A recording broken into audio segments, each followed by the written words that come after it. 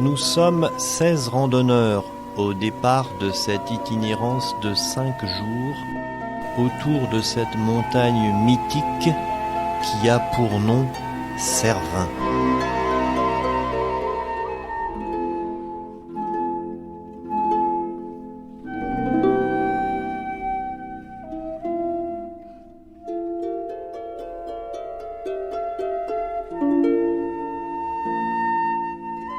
Cette première étape nous conduira du village d'Arolla, situé au fond du Val d'Erens, en Suisse, jusqu'au refuge de Praraillé, situé en Valpeline, vallée sauvage et méconnue du Val d'Aoste.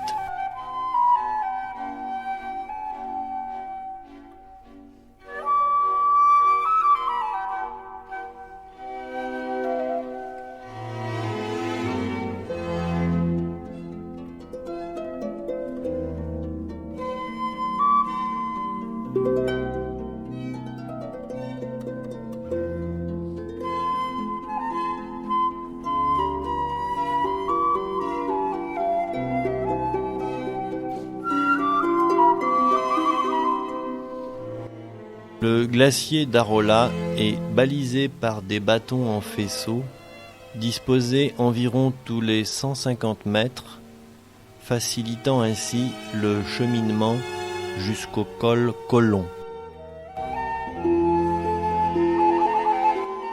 Point de passage obligé et frontière naturelle avec l'Italie, ce col fut jadis très parcouru par les contrebandiers.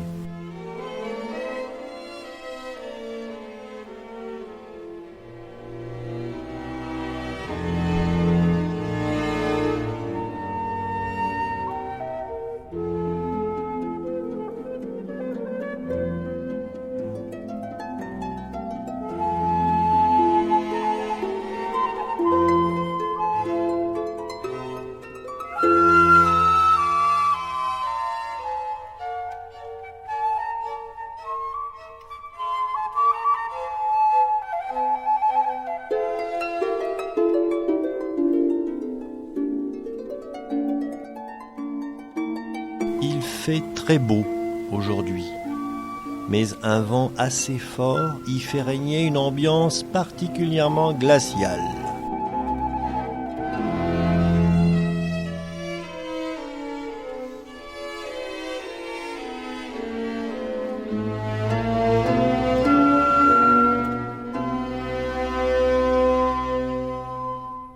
Nous ne serons pas mécontents de nous réchauffer un peu et de nous sustenter au refuge Colomb avant d'entreprendre la longue descente qui nous conduira sur les rives de Place Moulin, lac de barrage s'étendant sur plus de 4 kilomètres.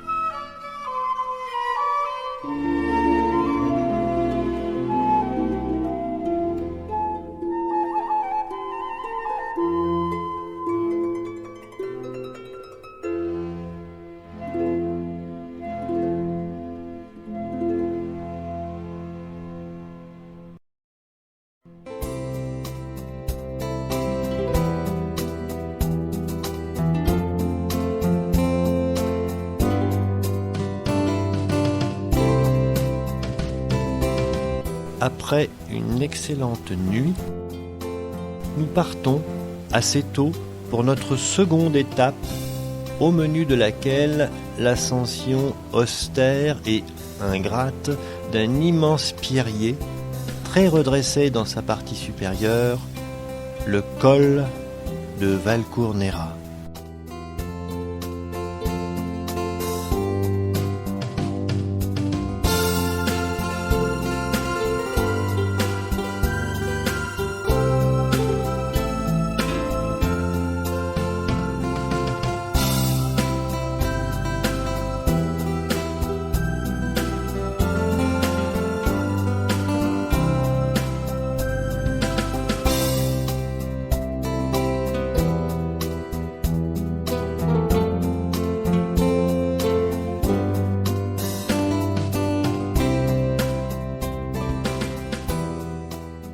Juste derrière, descente assez raide sur les lacs du Dragon, avec un peu de neige pour corser l'affaire.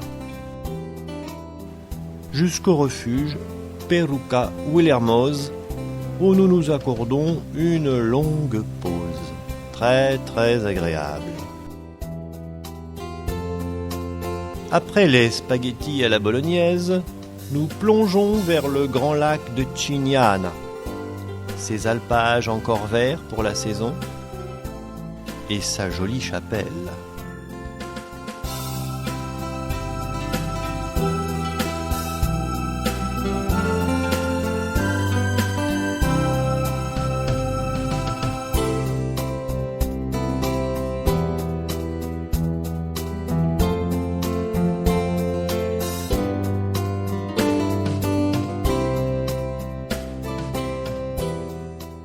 Petite remontée jusqu'à la fenêtre de Chignana, d'où l'on aperçoit bientôt, pour la toute première fois, Sa Majesté le Cervin. Il nous présente ici son profil italien, moins connu que son profil suisse. Belle face sud quand même, tournée vers le soleil de midi.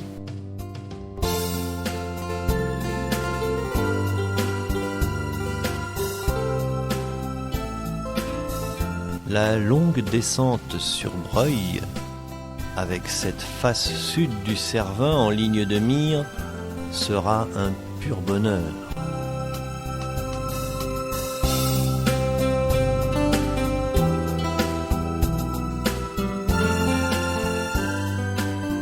Néanmoins, l'arrivée à notre refuge 4 étoiles sera fort appréciée par l'ensemble des marcheurs.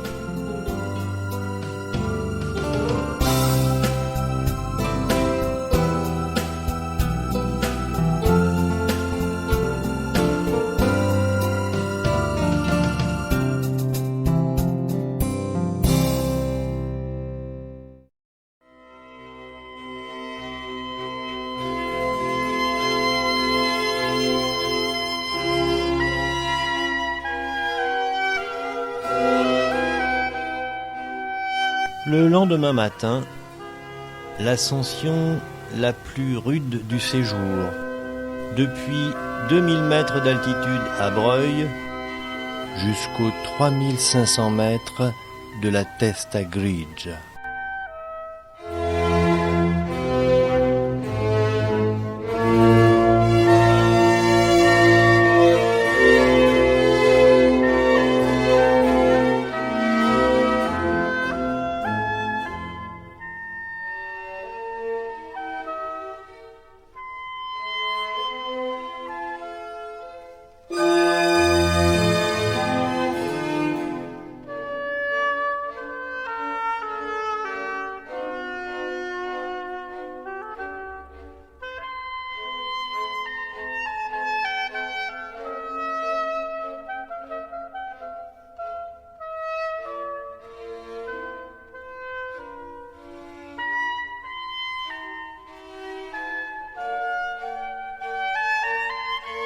Il ne nous reste alors qu'à redescendre sur Zermatt, environ 2000 mètres plus bas.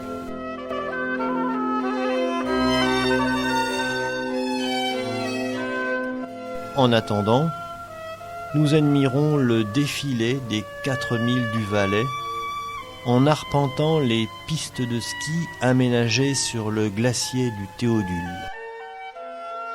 On aperçoit ici le refuge Margarita, refuge le plus haut d'Europe, endroit idéal pour tester si vous êtes sujet au mal des montagnes.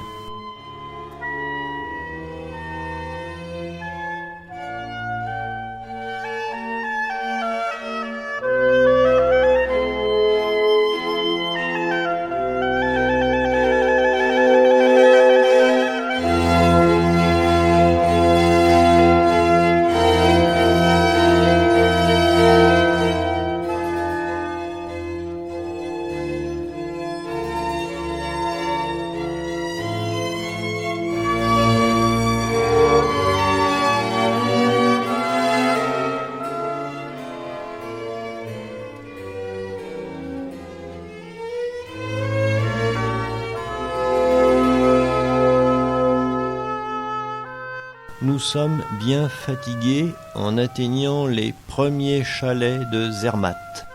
Mais quelle récompense!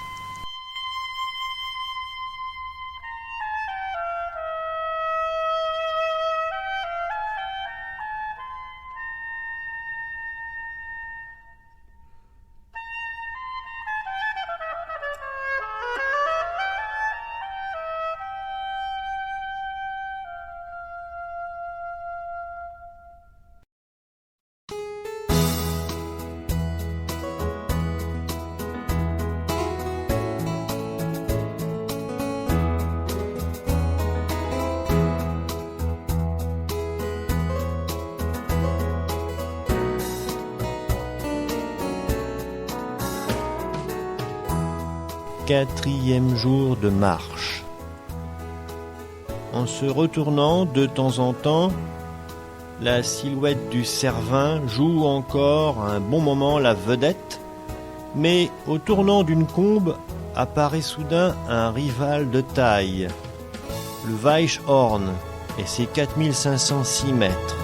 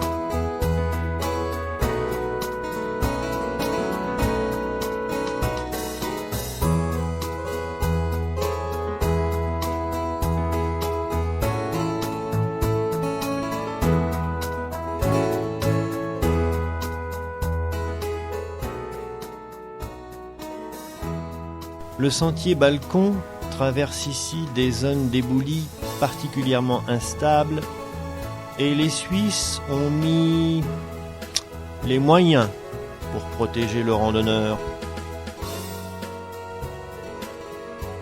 Aux randonneurs de décrypter la signalétique particulière de ces sentiers protégés.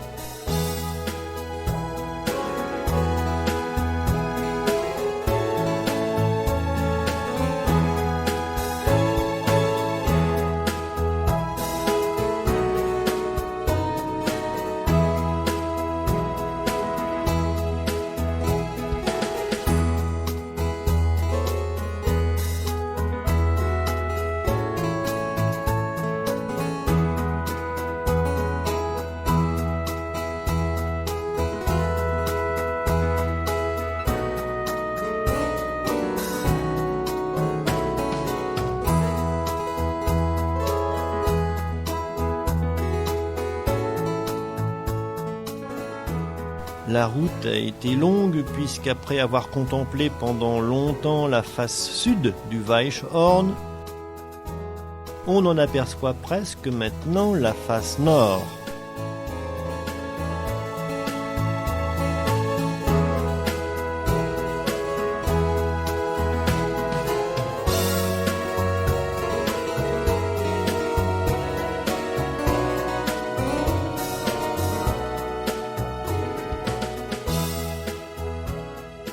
douche obligatoire sur le sentier, juste avant de rallier notre 4e et dernier couchage en altitude.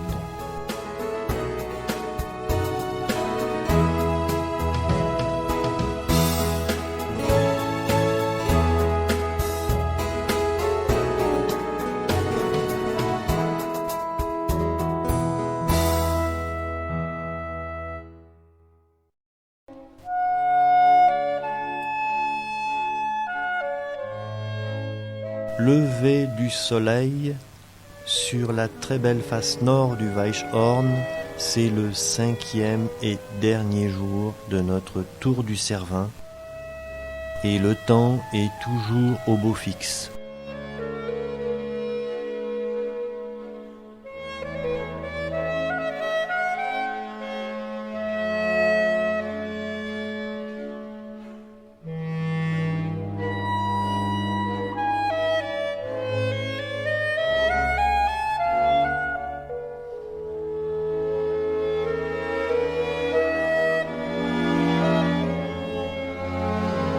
Le sentier balcon n'en finit pas de monter, de redescendre, de contourner une combe.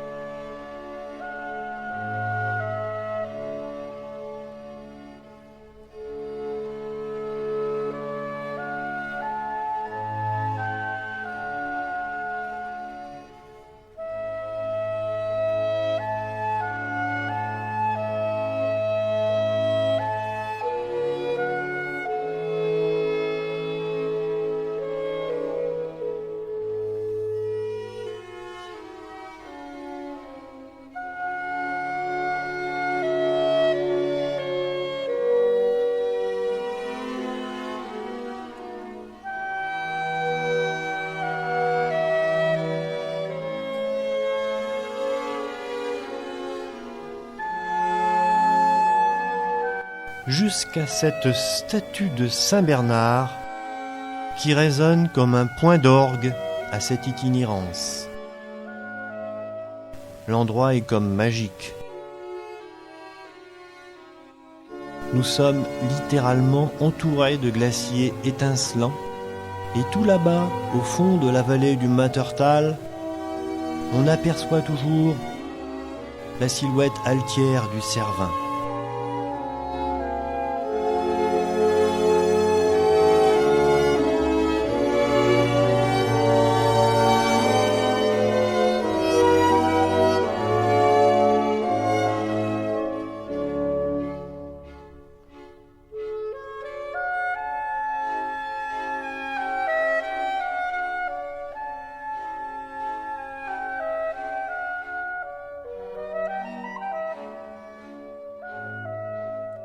Je voulais terminer ce montage en le dédiant à un ami que la montagne a gardé et qui, comme nous tous, était fasciné par cette montagne idéale, le Matterhorn.